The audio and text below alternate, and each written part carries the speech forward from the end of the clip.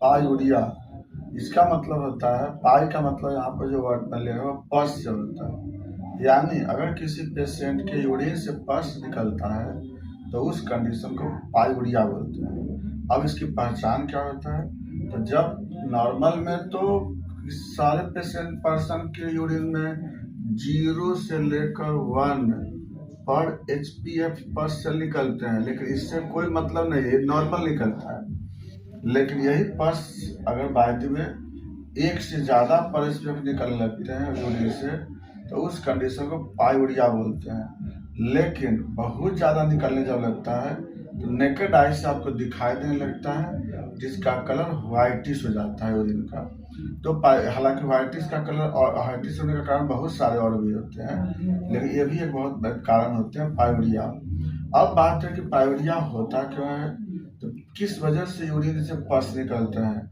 जब आप यूरिन का रिपोर्ट देखते हैं ना, तो उसमें क्या क्या रहता है लिखा हुआ, 2 से 5 पर एचपीएफ, या फिर 10 से 15 पर एचपीएफ, या फिर 20 से 25 पर एचपीएफ, या न्यूमेरस। ये जो होता है माइक्रोस्कोप का रिपोर्ट जो होता है ना, यूरिन का जब माइक्रोस्कोपी जांच देखते हैं उसमें रिपोर्ट ऐसा आता है। ये पस आने की पहचान, पायूरिया की पहचान होती है। क्यों होता है पायूरिया, क्यों आता है?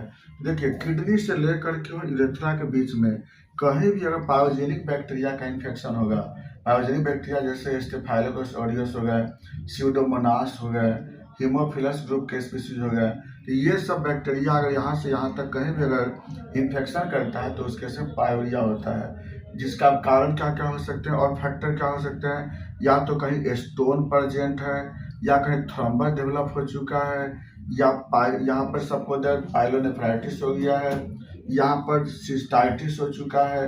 तो कहीं ना कहीं किसी न किसी तरह का और फैक्टर के कारण यहाँ पे पस निकलते हैं। अब इसका सिम्टम बता दिए कि आपको व्हाइटिश होते हैं, और साथ में आपको और लोअर एब्डोमिनल पेन भी होते हैं, फीवर होगा, एनोरेक्सिया होगा, ये सब कई सिम्टम मिलते हैं उसमें। जब आप जांच कराएंगे तो अल्ट्रासोनोग्राफी कराते हैं तो उसमें इन्फ्लामेशन का रिपोर्ट मिलेगा, स्टोन का रिपोर्ट मिलेगा, थ्रोम्बस का रिपोर्ट मिलेगा। जब आरईओ फ्लूइड कराएंगे तो आपको वहाँ पे पस सेल मिलेगा। ये मेरी पहचान होती है। अब इसका इलाज कैसे करते हैं, तो जहाँ पे जो कॉज होता है उसके अनुसार ट्रीटमेंट करते हैं। वहाँ पर अगर मान लीजिए जैसे स्टोन है, थ्रोम्बस है, क्या है, फिर भी हम लोग क्या क्या देते हैं, जैसे इसमें हिपर सल्फ यूज करते हैं, या सलिसिया यूज करते हैं, पायरोजिनम यूज करते हैं, या फिर और भी देते हैं दवा अकॉर्डिंग टू कंडीशन के अनुसार से।